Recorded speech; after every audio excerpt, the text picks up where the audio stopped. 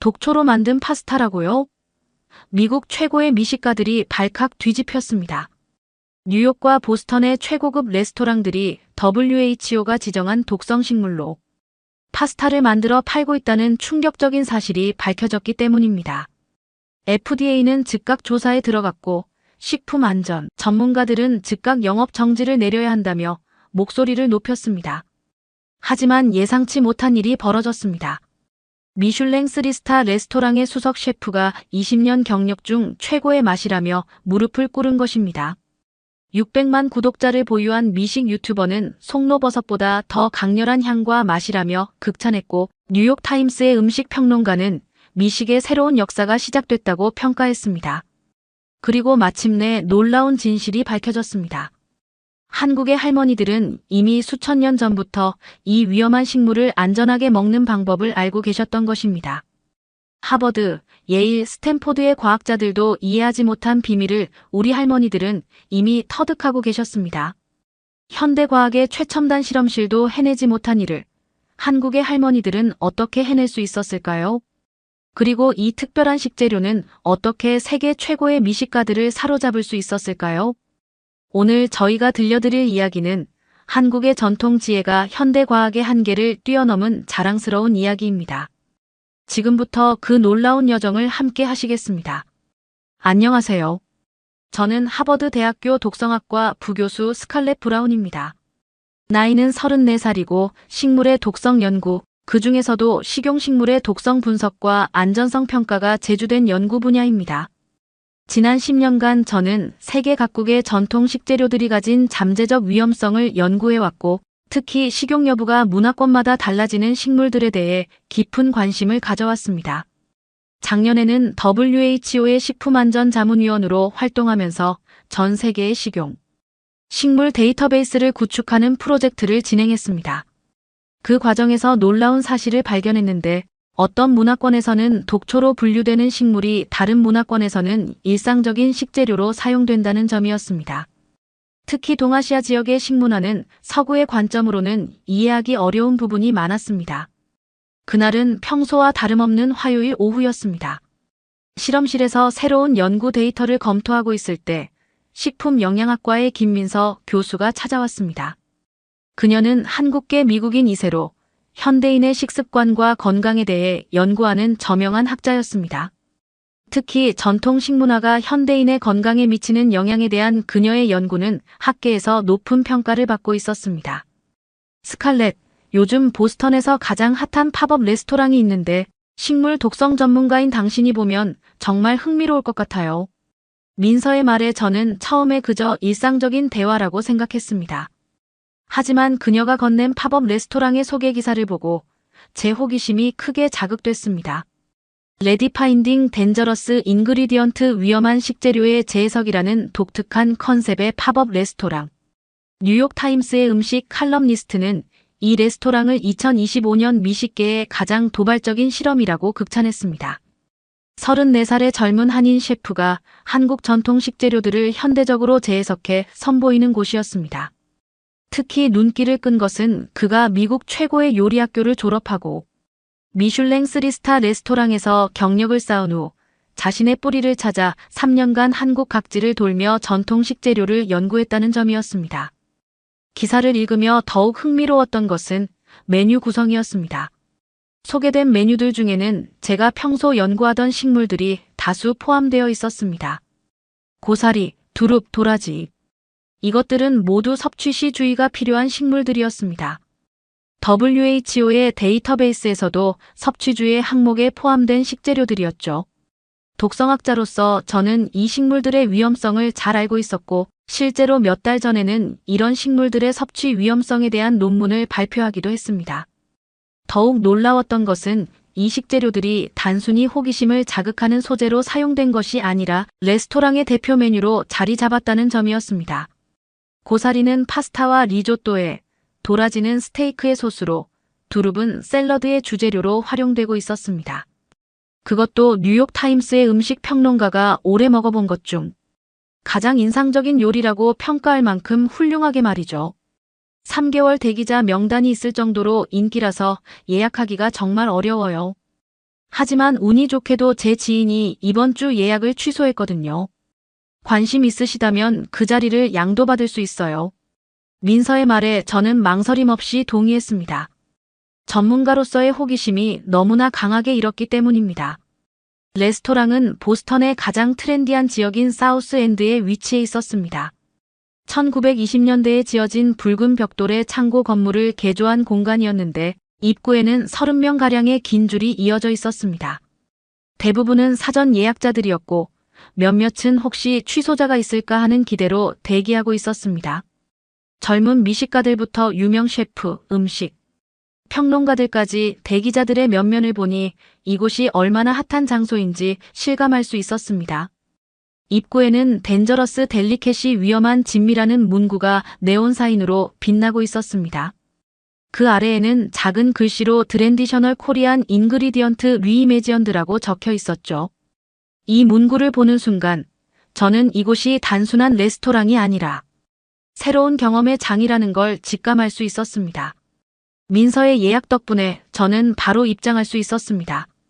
실내는 예상과 달리 무척 아늑했습니다. 천장이 높은 공간에 따뜻한 조명이 은은하게 퍼져 있었고 벽면에는 한국의 산과 들에서 자라는 식물들의 아름다운 사진들이 걸려 있었습니다. 특히 인상적이었던 것은 주방이 완전히 개방되어 있다는 점이었습니다. 마치 하나의 실험실처럼 정돈된 주방에서 셰프들이 진지한 표정으로 요리하는 모습이 한눈에 들어왔습니다. 자리에 앉자 민서가 작은 목소리로 설명해 주었습니다. 저기 계신 분이 박준호 셰프예요. 미슐랭 3스타 출신이에요. 재미있는 건 그가 어릴 때 할머니가 해주시던 고사리 나물의 맛을 현대적으로 재해석하는 과정에서 이 레스토랑의 아이디어를 얻었대요. 미국 최고급 레스토랑에서 일하면서도 한국의 일상적인 식재료들이 서양에서는 위험한 식물로 분류된다는 사실에 충격을 받았다고 해요. 그래서 한국인들이 당연하게 여기던 조리법의 과학적 원리를 연구하기 시작했다고 합니다. 메뉴판을 받아든 순간 저는 또 한 번 놀라지 않을 수 없었습니다. 각 메뉴마다 사용된 식재료들이 적혀 있었는데 독성 성분이 들어있는 식재료들이 꽤나 많이 보였기 때문이에요. 특히 눈에 띈 메뉴는 코리안 와일드 허브즈 코스였습니다. 고사리를 중심으로 한 산나물 코스 요리였죠. 한국인들의 일상적인 식재료가 어떻게 현대적 미식으로 재탄생될 수 있는지를 보여주는 메뉴였습니다.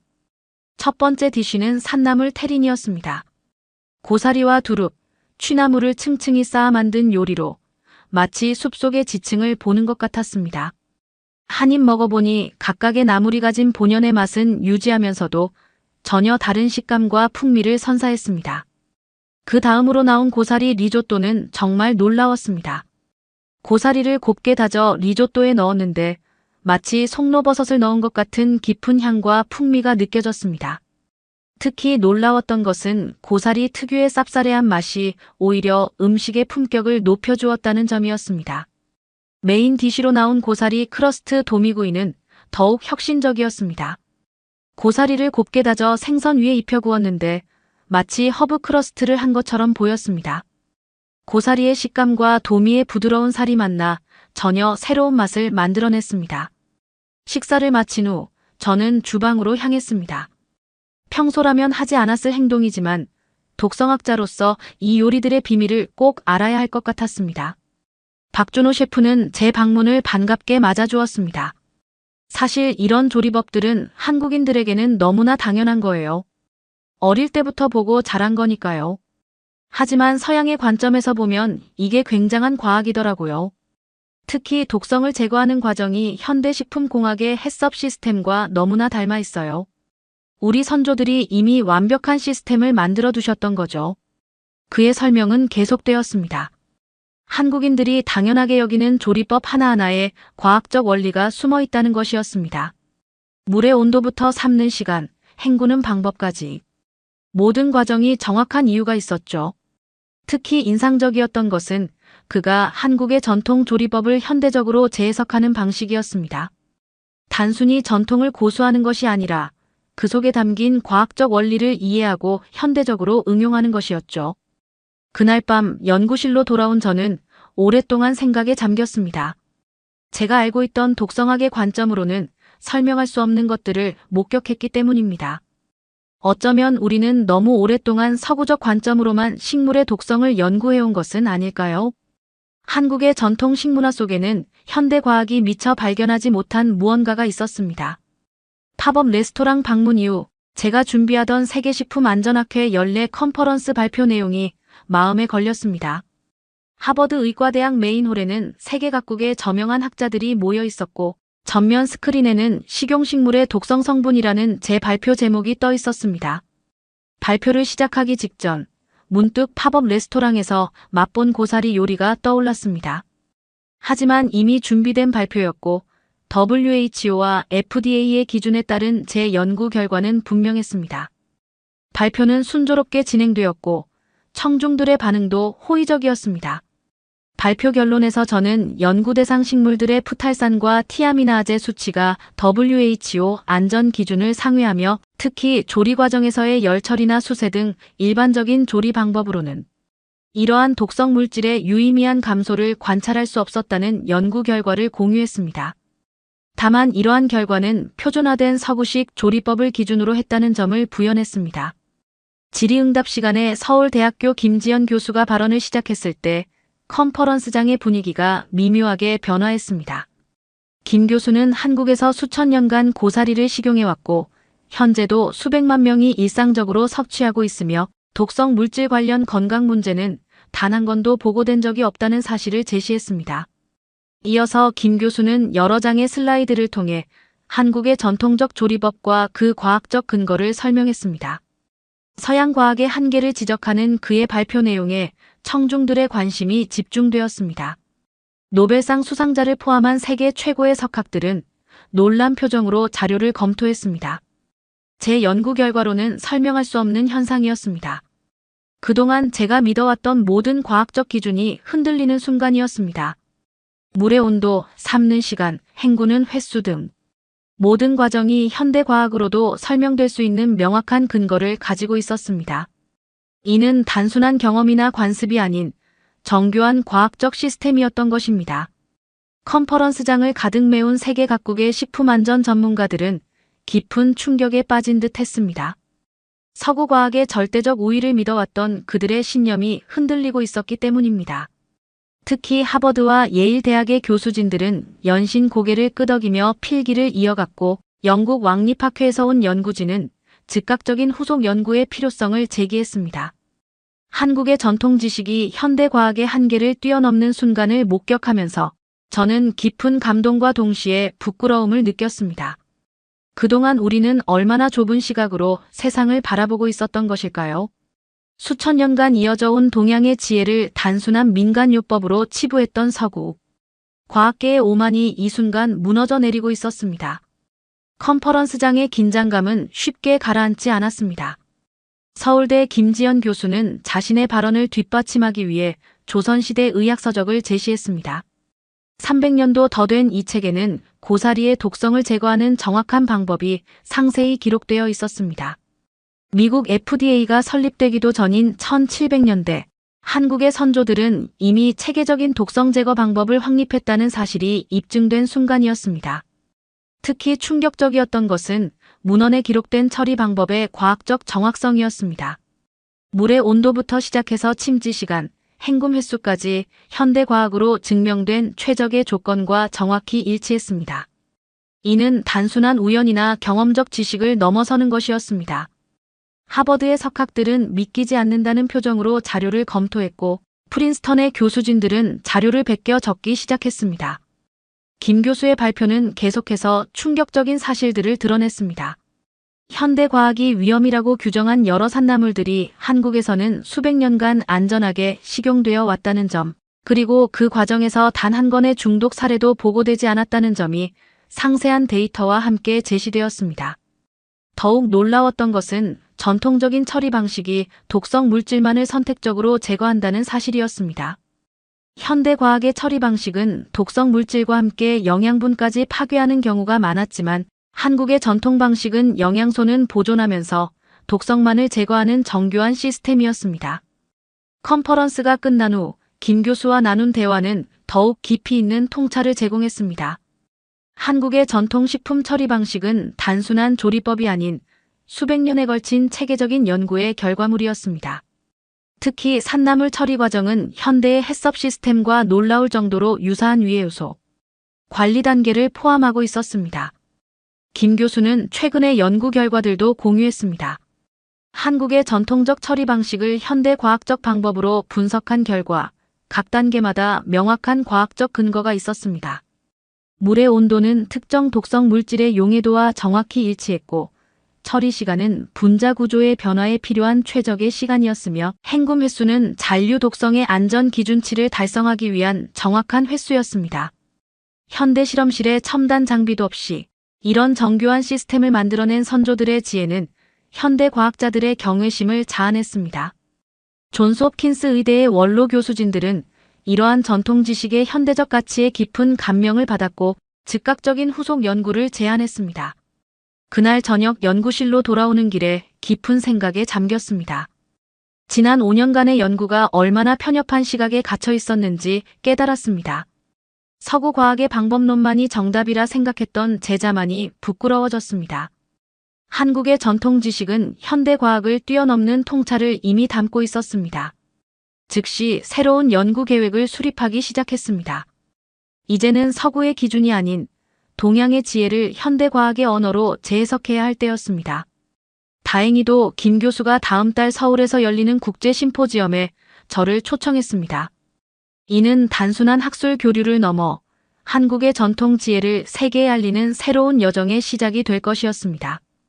연구실에서 밤늦게까지 자료를 검토하면서 한국의 전통 식문화가 가진 과학성에 다시 한번 감탄했습니다. 현대 과학이 이제야 발견하기 시작한 분자 수준의 상호작용을 우리 선조들은 이미 일상적 지혜로 완성해 놓았다는 사실이 경이로웠습니다. 김지연 교수의 초청으로 한국을 방문한 것은 4월 초였습니다. 벚꽃이 만개한 서울의 거리는 제가 상상했던 것보다 훨씬 더 현대적이었습니다. 하지만 제 관심을 끈 것은 제기동에 위치한 경동시장이었습니다. 100년의 역사를 자랑하는 이곳은 한국 최대의 양념시장이자 건나물 시장이라고 했습니다. 시장 안으로 들어서자 말린 나물들과 봄나물 특유의 향긋한 내음이 코끝을 스쳤습니다. 좁은 골목마다 수많은 종류의 건나물과 신선한 봄나물들이 가지런히 진열되어 있었습니다. 고사리, 두릅, 참취, 방풍나물, 곤드레. 매대마다 가지런히 정돈된 산나물들은 마치 살아있는 식물도감 같았습니다. 특히 놀라웠던 것은 각각의 나물들이 종류별로 다른 방식으로 처리되어 있다는 점이었습니다. 어떤 것은 삶아서, 어떤 것은 말려서, 또 어떤 것은 우려내서 판매되고 있었습니다. 상인들은 수십 년간대를 이어내려온 방식 그대로 나물들을 관리하고 있었고 각각의 처리 방법에는 과학적 근거가 숨어 있었습니다. 40년 경력의 한 할머니 상인은 건나물을 고르시며 귀중한 이야기를 들려주셨습니다. 봄나물은 채취 시기와 장소에 따라 독성의 정도가 다르고 그에 따라 처리 방법도 달라진다는 것이었습니다. 현대 과학이 밝혀낸 독성 물질의 계절별 농도 변화를 이미 오래전부터 경험적으로 알고 계셨던 것입니다. 시장 한편에서는 젊은 주인이 운영하는 가게도 있었습니다. 3대째 이어온 가게라는 이곳은 전통 방식을 현대적으로 재해석하고 있었습니다. 진공 포장된 나물들은 전통적인 처리 과정을 거치되 현대적인 보관 방식을 적용해 편의성을 높였습니다. 전통과 현대의 조화가 자연스럽게 이루어지고 있었습니다. 시장 구경을 마치고 저녁에는 김 교수가 추천한 레스토랑을 찾았습니다. 모던 한식 다이닝이라는 곳이었습니다. 이곳의 젊은 오너 셰프는 프랑스에서 10년간 유학하고 돌아와 한국의 전통 식재료로 새로운 요리를 선보이는 셰프로 주목받고 있었습니다. 메뉴판을 펼치자마자 흥미로운 구성에 시선을 빼앗겼습니다. 김치 리조또, 제주 흑돼지 스테이크, 된장 크림 파스타 같은 익숙한 퓨전 메뉴부터 두릅 크림, 파스타, 곤드레 리조또 같은 산나물을 활용한 메뉴까지 다양했습니다. 특히 눈길을 끈 것은 산나물 특선 코스였습니다. 첫 번째로 나온 김치 리조또는 김치의 발효향과 파마산 치즈의 고소함이 절묘한 조화를 이루었습니다. 한국인들에게는 익숙한 맛이지만 서양의 조리법으로 재해석되어 완전히 새로운 요리로 탄생한 것이었습니다. 이어서 나온 두릅 크림 파스타는 더욱 놀라웠습니다. 두릅 특유의 향과 식감이 부드러운 크림 소스와 만나 전혀 새로운 맛을 만들어냈기 때문입니다. 서양의 아스파라거스와 비슷하면서도 더욱 깊은 풍미가 인상적이었습니다. 곤드레 리조또는 더욱 놀라웠습니다. 이탈리아의 포르치니, 버섯 리조또를 연상시키는 깊은 향과 맛이 느껴졌습니다. 입안 가득 퍼지는 곤드레의 향과 알덴테로 익힌 쌀의 식감이 완벽한 조화를 이루었습니다. 방풍나물 페스토는 기존의 바질 페스토를 완전히 새로운 차원으로 끌어올린 듯 했습니다. 방풍나물 특유의 향이 올리브 오일, 잣, 파마산 치즈와 어우러져 동서양의 조화를 상징하는 듯 했습니다. 그러나 가장 인상적이었던 것은 이 모든 요리에 쓰인 산나물들이 현대 과학으로는 위험하다고 분류된 식재료들이라는 점이었습니다. 한국의 전통적 처리 방식으로 독성은 완벽하게 제거되었으면서도 각각의 재료가 가진 고유한 맛과 향은 그대로 보존되어 있었습니다. 한국에서 보스턴으로 돌아온 지 일주일이 지났지만 경동시장의 향긋한 봄나물 향과 빛의 레스토랑의 맛은 여전히 제 기억 속에서 생생했습니다. 연구실에서 실험 데이터를 분석하는 중에도 문득문득 그 맛이 떠올랐고 밤마다 요리 과정을 상상하게 되었습니다. 결국 직접 요리해보기로 결심했습니다. 보스턴 교회의 한인마트를 찾아간 것은 토요일 오전이었습니다. 독성학자로서 산나물을 연구했던 제가 이제는 요리사가 되어 그것을 직접 다루어 보겠다는 생각을 하니 묘한 기분이 들었습니다. H-마트의 채소 코너에는 고사리, 취나물, 두릅 등 한국의 산나물들이 진열되어 있었습니다. 봄나물을 고르고 있는데 옆에서 장을 보시던 한인 할머니께서 말을 걸어오셨습니다. 서툰 한국어로 대화를 시도하자 할머니는 기특해하시며 나물 삶는 법을 하나하나 설명해 주셨습니다. 집으로 돌아와 유튜브를 틀었습니다. 한국 시골 할머니의 나물 요리법을 검색하자 수많은 영상이 나왔습니다. 영상 속 할머니들은 마치 춤을 추듯 자연스럽게 나물을 다루고 계셨습니다. 그 모습을 보며 메모하기 시작했습니다. 첫 도전은 고사리 나물이었습니다. 끓는 물에 소금을 넣고 고사리를 데치는 과정부터 시작했습니다. 물의 온도, 삶는 시간, 헹구는 횟수까지 모든 과정을 마치 실험 프로토콜을 작성하듯 꼼꼼히 기록했습니다. 독성학자의 습관이 어느새 주방에서도 빛을 발하고 있었습니다. 첫 시도는 실패였습니다. 너무 오래 삶아서 질겨졌고 간도 너무 강했습니다. 하지만 실패 속에서도 새로운 발견이 있었습니다. 고사리의 독성 물질이 물에 용해되는 과정을 직접 관찰할 수 있었기 때문입니다. 삶은 물이 갈색으로 변하는 것을 보며 푸탈산의 용출 과정을 실시간으로 목격하는 듯 했습니다. 두 번째 도전에서는 할머니의 조언대로 물의 온도를 조절했습니다. 끓기 시작하면 중간 불로 줄이고 잠시 후 다시 센 불로. 이 과정이 단순한 요리법이 아닌 과학적으로 설계된 독성 제거 프로세스라는 것을 깨달았습니다. 세 번째 시도에서는 마침내 성공했습니다. 적당히 쫄깃하면서도 부드러운 식감, 은은한 향, 그리고 깔끔한 맛까지. 한국에서 맛보았던 그 고사리 나물의 맛이 제 주방에서 재현된 것입니다. 이어서 두릅, 취나물, 방풍나물로 도전 영역을 넓혀갔습니다. 각각의 나물마다 특성이 달랐고 그에 따른 처리 방법도 달랐습니다. 독성학자의 시선으로 보니 각 나물의 특성에 따라 최적화된 조리법이 개발되어 왔다는 사실이 더욱 분명히 보였습니다. 특히 흥미로웠던 것은 같은 나물이라도 계절과 채취 시기에 따라 조리법이 달라진다는 점이었습니다. 이는 현대 과학이 밝혀낸 식물의 계절별 독성 물질 함량 변화와 정확히 일치했습니다. 실험과 같았던 요리 도전이 어느 정도 성공을 거두자 저는 한 걸음 더 나아가기로 했습니다. 한국에서 맛본 퓨전 요리에 도전해보기로 한 것입니다. 이제는 단순한 산나물 무침이 아닌 파스타와 리조또로 재해석해보고 싶었습니다. 우선 기본적인 파스타 조리법을 공부했습니다. 알단테의 의미부터 파스타 삶은 물을 일부 남겨두는 이유까지 요리의 기본을 배우는 과정도 흥미진진했습니다. 마치 새로운 실험 방법을 익히는 것처럼 말입니다. 첫 도전은 두릅 크림 파스타였습니다.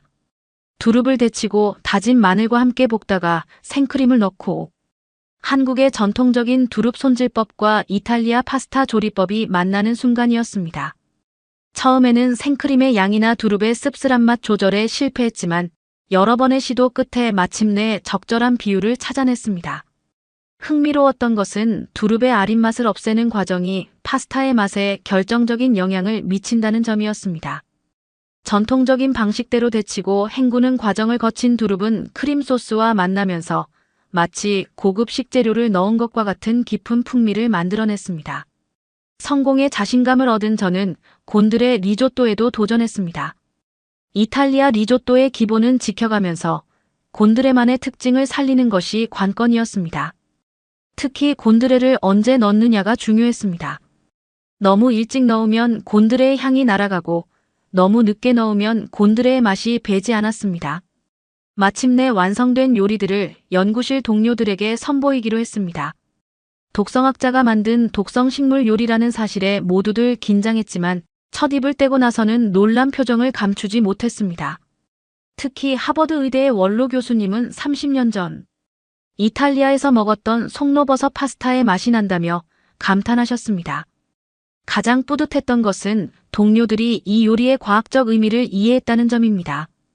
단순한 맛의 즐거움을 넘어 전통 지식이 현대 과학과 만나 만들어낸 새로운 가능성을 발견한 것입니다. 한 동료는 이게 바로 진정한 분자 요리 아닌가요? 라며 농담을 던지기도 했습니다. 요리 실험은 계속되었습니다. 한국의 산나물과 서양 요리법의 만남은 무한한 가능성을 보여주었습니다. 취나물 페스토, 방풍나물 샐러드, 고사리 리조또. 매번 새로운 도전이 있었고 그때마다 새로운 발견이 있었습니다. 이 과정에서 가장 큰 깨달음을 얻었습니다. 한국의 전통 식문화는 단순한 요리법이 아닌 수천 년에 걸친 식품 안전성 연구의 결정체였다는 것입니다. 독성 물질 제거부터 영양 보존까지 모든 과정이 과학적 원리로 설명될 수 있었습니다. 주방은 이제 제 두 번째 실험실이 되었습니다.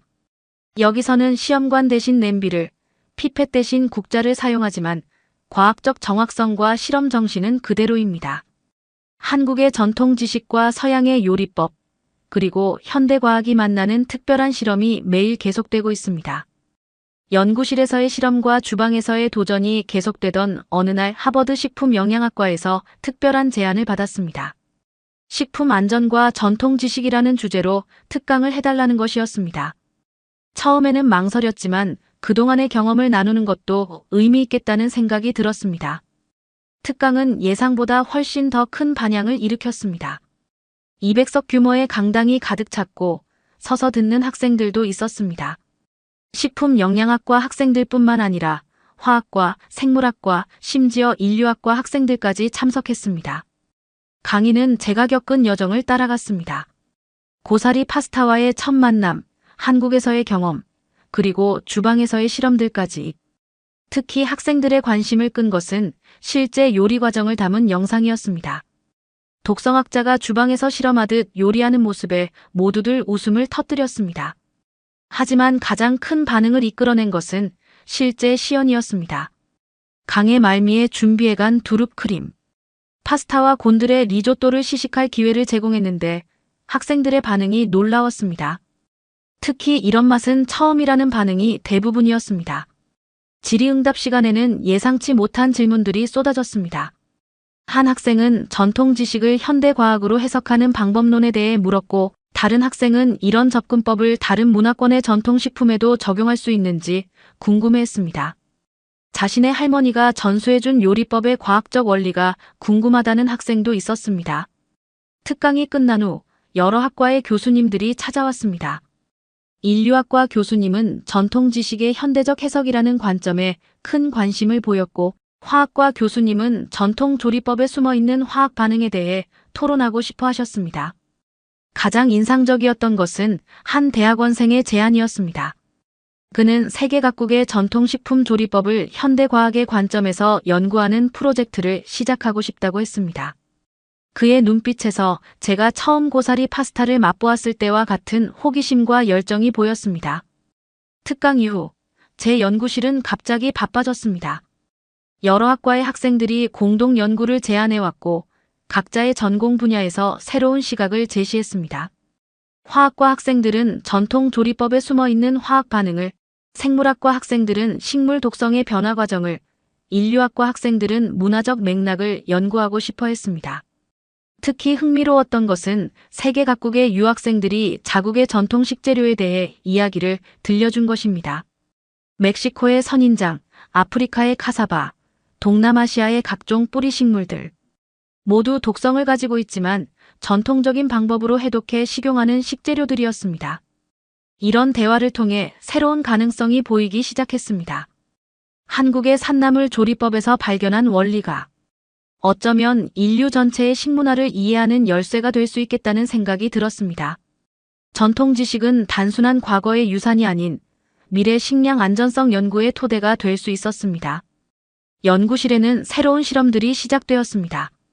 서로 다른 문화권의 독성 식물 처리법을 비교 분석하고 그 속에서 공통된 과학적 원리를 찾아내는 작업이었습니다. 놀랍게도 지역과 문화는 달라도 독성 물질을 제거하는 기본 원리는 비슷했습니다. 이 과정에서 한 가지 중요한 사실을 발견했습니다. 현대 과학이 위험하다고 규정한 많은 식물들이 실은 인류의 오랜 지혜로 이미 안전하게 식용화되어 있었다는 것입니다. 우리가 미처 보지 못했던 해답이 전통 속에 있었던 것입니다. 연구는 점점 더 큰 규모로 발전했습니다. 세계 각국의 연구진들이 관심을 보였고 공동 연구 제안이 이어졌습니다. 한국의 산나물에서 시작된 연구가 이제는 전 세계 전통 식문화의 재발견으로 이어지고 있었습니다. 가장 보람찼던 것은 젊은 학생들의 변화였습니다. 그들은 더 이상 전통을 구시대의 유물로 보지 않았습니다. 오히려 현대 과학으로도 완전히 설명되지 않는 지혜의 보고로 여기기 시작했습니다. 실험실에서 배운 지식을 집에서 요리하며 적용해보는 학생들도 생겼습니다. 이제 저는 새로운 도전을 준비하고 있습니다. 전 세계의 전통 식문화를 현대 과학의 언어로 재해석하는 큰 프로젝트입니다. 한국의 산나물에서 시작된 작은 호기심이 이제는 인류의 지혜를 재발견하는 여정이 되었습니다. 연구실 한편에는 여전히 작은 주방이 있습니다. 그곳에서는 매일 새로운 실험이 이어지고 있습니다. 이것이야말로 과학과 전통이 만나는 가장 아름다운 순간이 아닐까요? 처음 고사리 파스타를 만났을 때가 떠오릅니다. 그때는 미처 몰랐습니다. 그 한 접시의 파스타가 제 인생을 이렇게 크게 바꿔놓을 줄은요. 사연을 재밌게 들으셨다면 구독과 알림 설정 부탁드립니다. 여러분의 구독과 알림 설정은 영상 제작에 큰 힘이 됩니다.